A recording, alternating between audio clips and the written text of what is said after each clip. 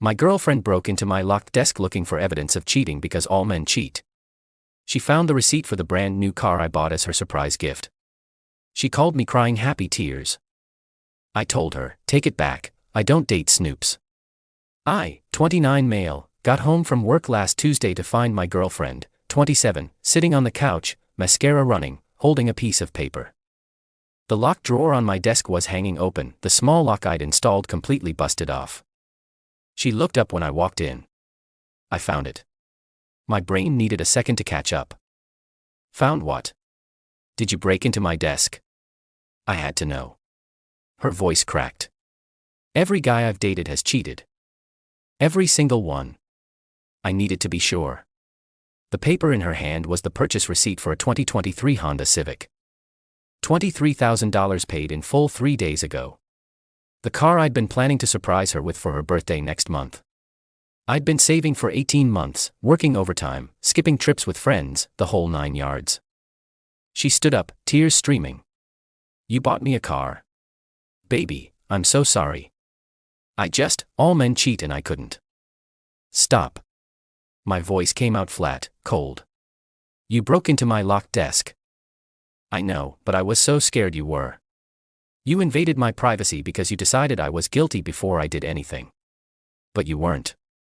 You were buying me a car. She was smiling now, like this was somehow okay. This is the sweetest thing anyone's ever done for me. I took the receipt from her hand. Where's the key to my desk? I broke the lock with a screwdriver. But baby, it doesn't matter now because. Get out. Her smile vanished. What? Pack your stuff.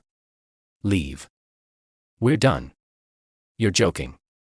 I just explained why You violated my trust. Broke my property. Assumed I was a cheater with zero evidence. That's not love. That's paranoia and disrespect. But the car. You bought me a car. I was going to. Past tense. Now I'm returning it or keeping it for myself. Haven't decided yet. She started ugly crying. The heaving, snotty kind. Please, I made a mistake. I'll pay for the lock. I'll go to therapy. I have trust issues for my exes. Your exes didn't break into locked furniture. You did. That's on you, not them. You can't be serious right now. I'm dead serious. You've got until I finish making dinner to be gone. Otherwise, I'm calling the cops for property damage. Property damage?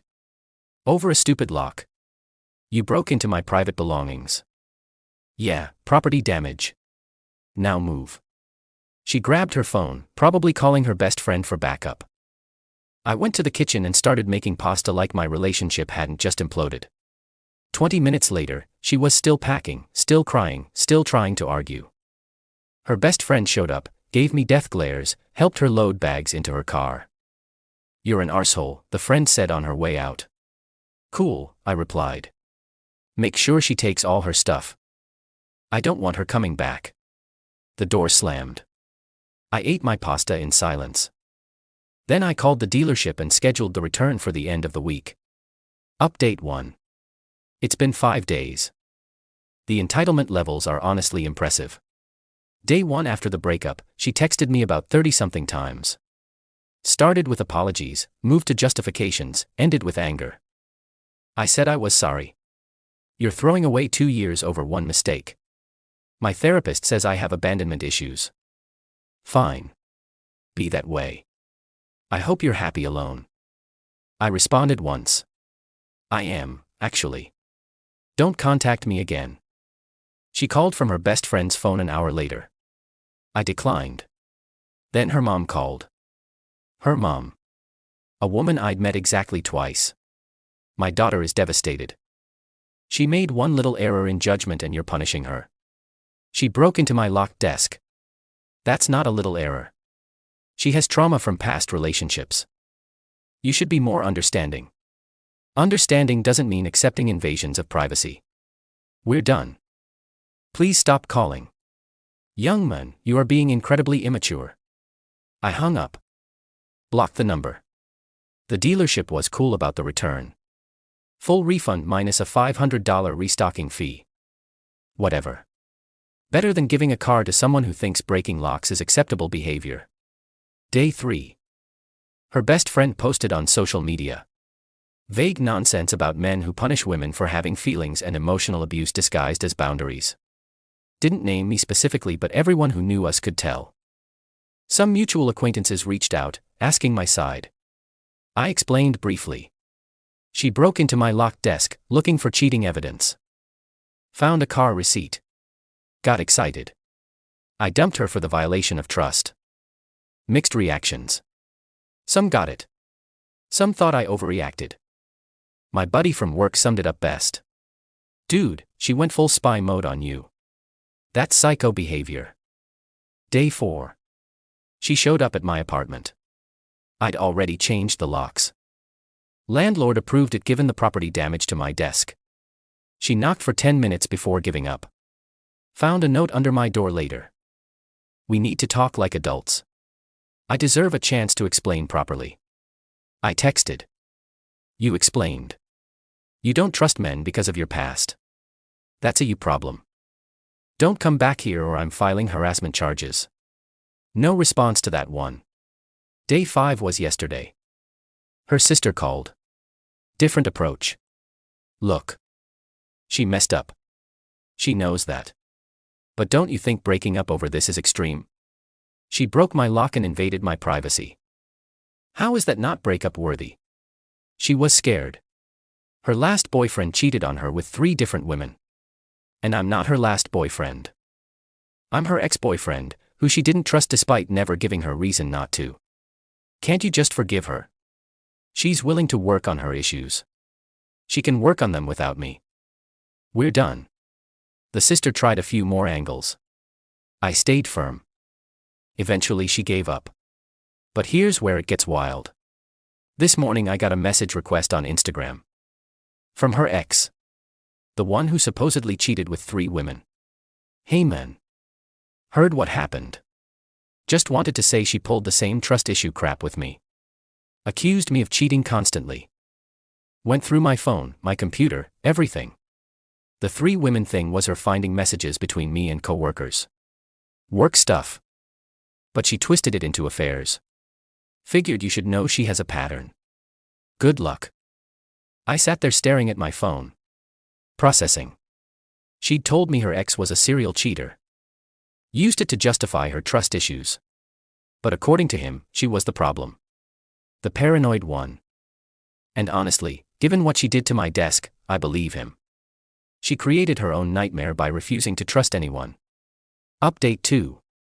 2 weeks since the breakup, the entitlement reached absolutely unhinged levels. After the ex's message, I did something probably petty. I responded, asked for details. He sent screenshots. Messages between them from 2 years ago. Her accusing him of affairs based on literally nothing. Him defending himself. Her demanding passwords to everything. Him refusing. Her calling him controlling for wanting privacy. Same pattern. Different guy. I saved everything. Had a feeling I'd need it. Day 8 after the breakup, she tried a new tactic. Sent me a video message. 5 minutes of her crying. Apologizing. Explaining her trauma. Promising therapy. Begging for another chance. I know I violated your trust, but you violated mine first by keeping secrets. The car was a secret because it was a surprise gift. Not exactly the same thing. I didn't respond. Blocked her on Instagram. Day 9. Her mom called my mom. Yes, really. Complained that I was being cruel and heartless. That her daughter was suffering. My mom. Bless her. Shut it down. My son set a boundary. Your daughter crossed it. He doesn't owe her forgiveness. Her mom apparently said something about the car. About how I led her daughter on with expensive gifts I then took away. My mom. He didn't take anything away. She destroyed the trust required to receive it. Gotta love my mom. Day 10. She tried showing up at my work. Security stopped her at the front desk. She claimed she needed to give me important documents. Apparently the busted lock from my desk, which she'd wrapped up with a bow and an apology note. Security called me. I told them I didn't want any contact to send her away. They did. Professional as hell. She apparently made a scene. Crying in the lobby. Security had to escort her out. My boss heard about it. Called me in. Want to explain why your ex-girlfriend is crying in our lobby? I explained the desk situation. The car. The breakup. Her escalating behavior. He nodded. Document everything. If she comes back, we'll handle it legally. Day 12. Things escalated. She filed a police report claiming I stole her car. The car I'd bought registered in my name that I'd returned to the dealership before ever giving her keys. 2 cops showed up at my apartment. I showed them the receipt, my name, my credit card, the return confirmation, everything. Explained the whole situation. The older cops sighed. This is a civil matter at best. You never gave her possession of the vehicle. She's claiming emotional distress and financial promises, the younger one added. Says you verbally agreed to gift her the car. I was planning to. Then she broke into my locked desk and destroyed the trust necessary for that gift. I changed my mind before transfer of ownership. That's legal. They agreed. Left after warning me to keep documentation of everything. I immediately called a lawyer. Consultation fee was $200. She listened to everything, reviewed my evidence. You're in the clear legally. The car was never hers. The desk she damaged is yours. But I'd recommend a restraining order if this continues escalating. What counts as escalating? More workplace visits. Damage to property. Threats. Keep a log of every contact attempt. I started the log that day. Day 13 brought the most entitled move yet. Her best friend and her sister showed up at my apartment building. Waited in the parking lot for me to get home from work. Ambushed me at my car. We need to talk, the best friend said. No, we don't. Leave. She's devastated. Barely eating. Can't sleep. This is destroying her. That's unfortunate. Not my problem. Her sister jumped in. You really can't forgive one mistake. After 2 years together, she broke into my locked desk. Violated my privacy. Destroyed my property. Based on paranoid assumptions. That's not one mistake. That's a pattern of behavior I don't want in my life. But she's getting therapy now. Good for her. She can work on herself without me. The best friend got aggressive. You're really going to throw away a relationship over a stupid desk? No, I'm ending a relationship because my girlfriend didn't trust me despite me never giving her reason not to. The desk is just evidence of that. You're being cruel and vindictive. I'm protecting myself from someone who thinks breaking into locked furniture is acceptable. Big difference. Her sister tried tears. Please, just talk to her. 5 minutes. She deserves closure. She got closure when I told her to leave. We're done.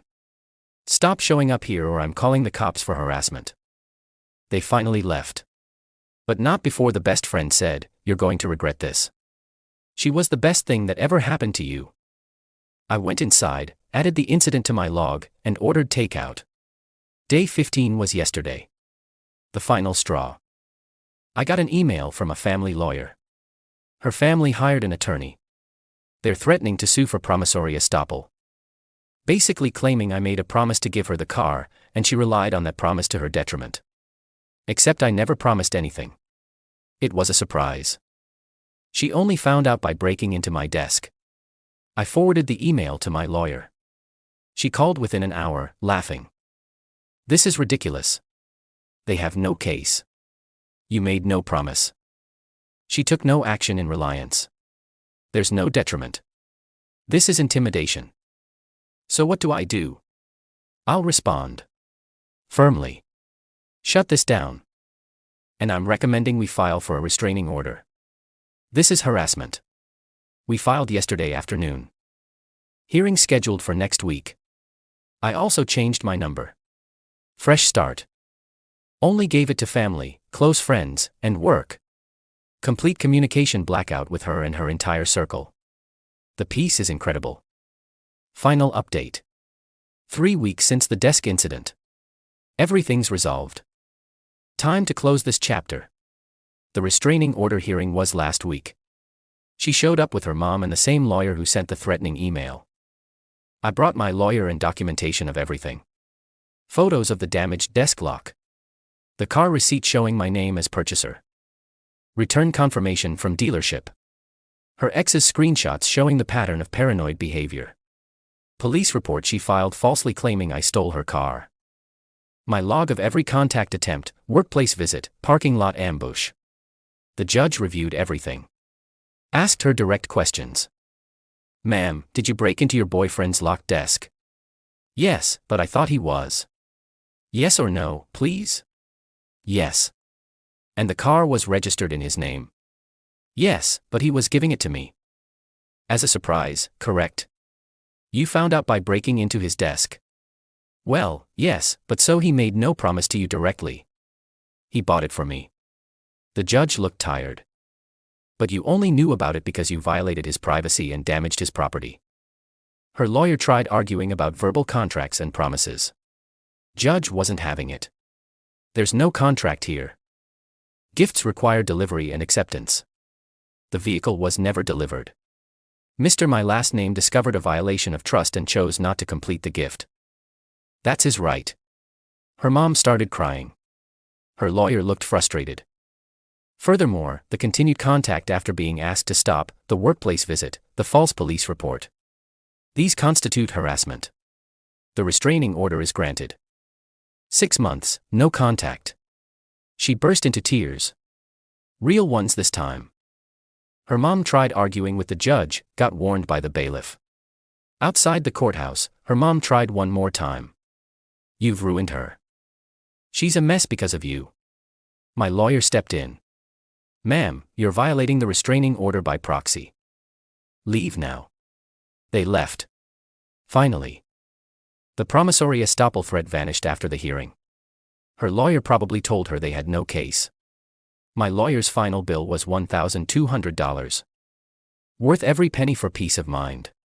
The dealership actually called me a few days after returning the car. Said they had a buyer interested but wanted to give me first option to buy it back at a slight discount since I'd returned it so quickly. I thought about it. Decided against it. Too many memories attached now. They sold it to the other buyer.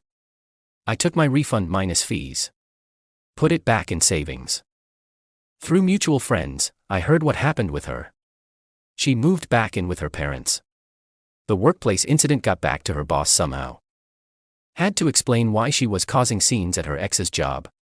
Got a warning about professionalism. Her best friend apparently distanced herself after realizing the full story. Turns out showing up at someone's workplace and parking lot is harder to defend than she thought.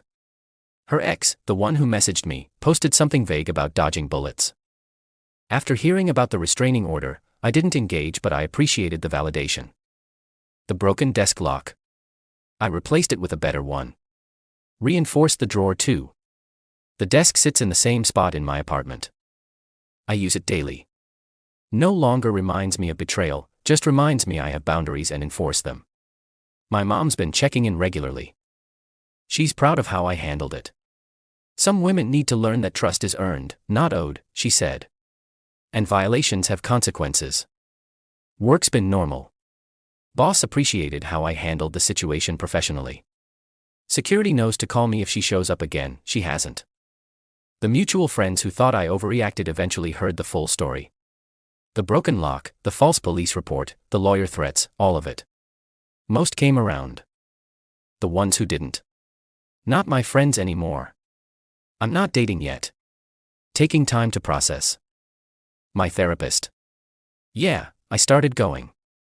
Says what I experienced was a form of emotional violation, that my boundary setting was healthy and necessary. She also said something that stuck. Someone who loves you doesn't break into your locked belongings. Someone who loves you trusts you until given reason not to. The car thing still stings. I'd put so much effort into that surprise.